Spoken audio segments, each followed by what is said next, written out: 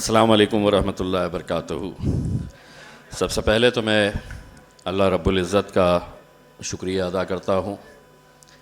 मेरे क़ायद बैरिस्टर असदुद्दीन अवैसी साहब, स्टेज पर मौजूद हमारे मजलिस इत्तेहादुल मुस्लिमीन के तमाम ज़िम्मेदारान, कारंजा लाड़ से जिन्हें महज फॉर्म भरने के 2 दिन पहले हमने ये फ़ैसला लिया था कि हम कारंजा से इलेक्शन लड़ेंगे, यूसुफ पुंजानी साहब और उनके साथ आए तकरीबन 20 कॉरपोरेटर्स, मैं उन सभी का खैर मक़दम करता हूँ।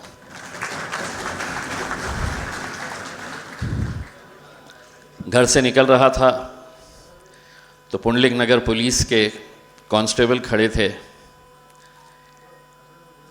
एट्रोसिटी का गुनाह दाखिल किया गया है मेरे ऊपर।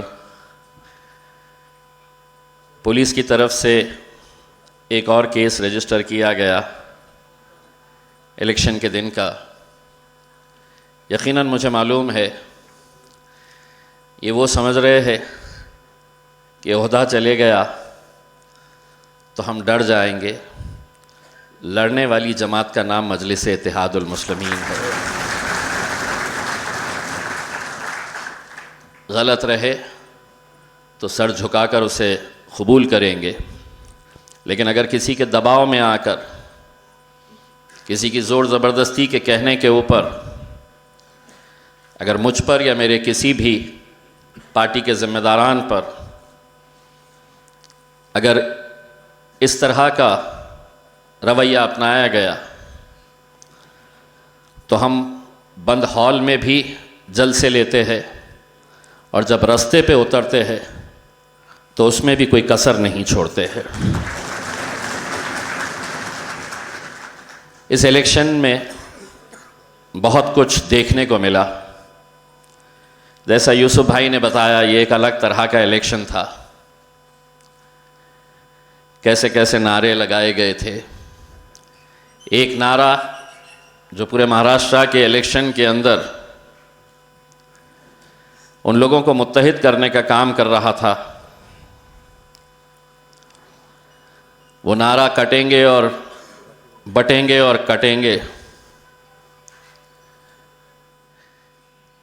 शायद उन्हें ये बात का इल्म था कि बट तो हम ही रहे हैं और वोट हमारे ही कट रहे हैं, वरना ना तो नासिर सिद्दीकी और ना इम्तियाज़ जलील की ये सीट यहाँ से हम हारते। दूसरों पे उंगली उठाने से पहले हमें कुछ हमारे ही अपने लोगों के ऊपर नज़र डालने की ज़रूरत है। कब तक हम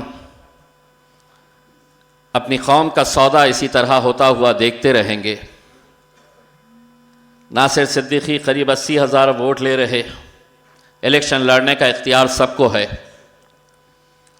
नासिर 80 ले रहा, मैं 90 ले रहा हूँ, और कोई उम्मीदवार मैदान में उतरकर 90 की जगह 80 ले रहा, 70 ले रहा, 60 ले रहा, 50 ले रहा, तो भी हम समझ सकते हैं ये इलेक्शन लड़ने के लिए खड़ा है।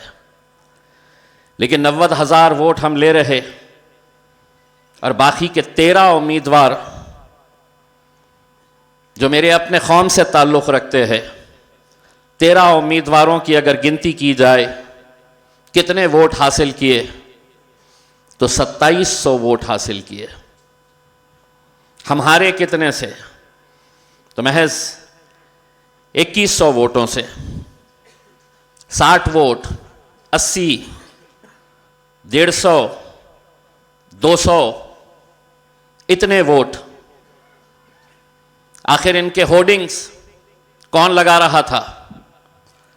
इनके जलसों में 200 ख़वातीन,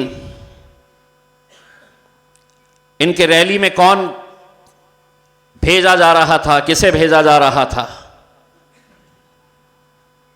इनके रिक्शे कैसे दौड़ रहे थे, कौन दौड़ा रहा था?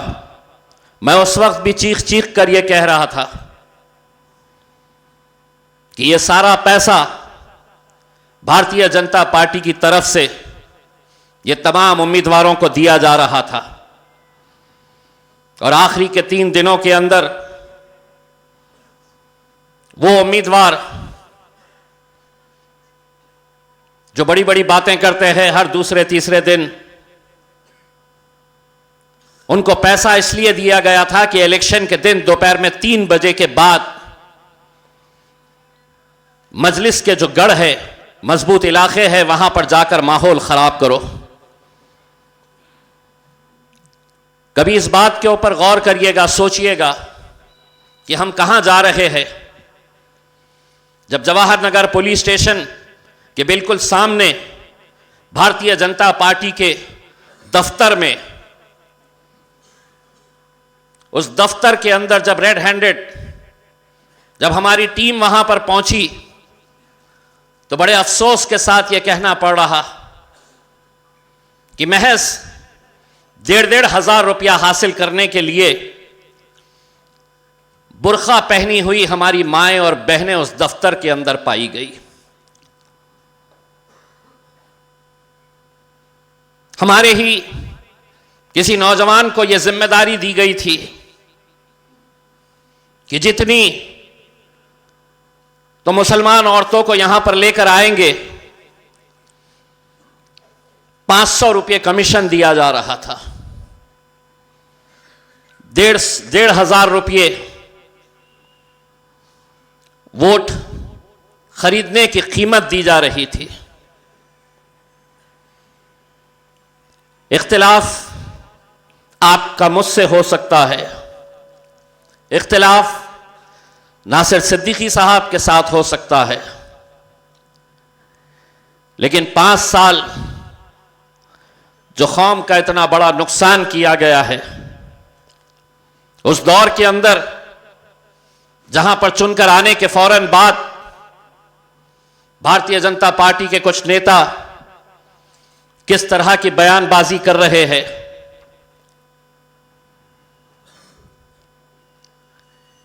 सारे लोगों ने यह बात का एतराफ किया कि इतनी सारी सीटें आई कैसी भारतीय जनता पार्टी की। कोई ईवीएम पर सवाल उठा रहा, आखिरी घंटे में जो वोटिंग में धांधलियां की गई, ये सवाल उठाए जा रहे। इसको डाइवर्ट करने के लिए बड़ी ही चालाकी के साथ अजमेर शरीफ की दरगाह का मुद्दा लाया गया और मीडिया से कहा गया कि अब इलेक्शन की बेईमानी के बारे में चर्चा नहीं होगी, अब अजमेर शरीफ की दरगाह चर्चा का मुद्दा बनाया जाए करके। मैं उस हुकूमत से यह कहना चाहता हूं, किराड़पुरे की राम मंदिर को बचाने के लिए अगर इम्तियाज जलील जा सकता है, तो अजमेर शरीफ की दरगाह बचाने के लिए भी हम जा सकते हैं।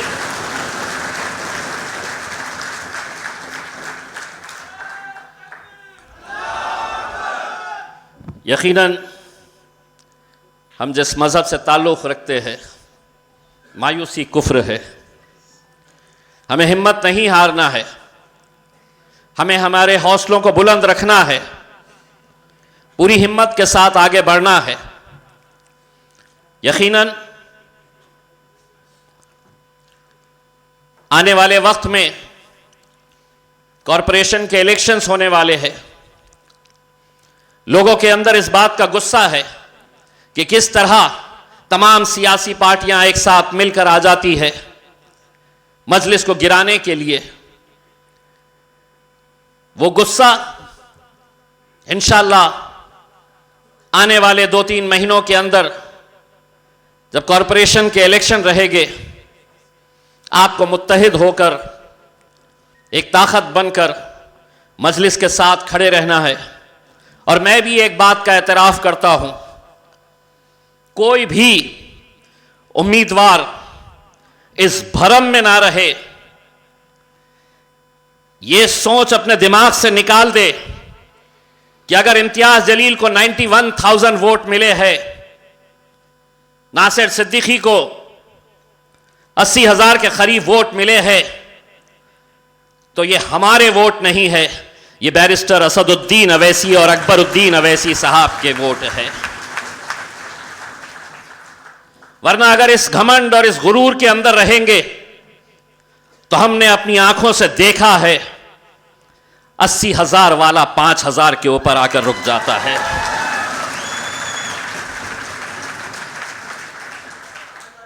ये मोहब्बत यकीनन असद साहब, अकबर साहब, जिस तरह की मेहनत दोनों भाइयों ने मिलकर पूरे महाराष्ट्र के अंदर की, हम असद भाई पूरी आवाम की तरफ से आपका तहे दिल से शुक्रिया अदा करते हैं।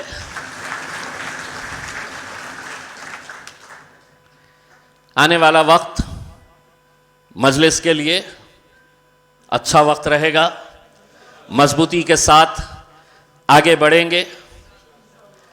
आज गिरे हैं, फिर उठेंगे, फिर खड़े रहेंगे और अब चलेंगे नहीं, दौड़ेंगे इंशाअल्लाह। बहुत बहुत शुक्रिया। आखिर दावाना अल्हम्दुलिल्लाह।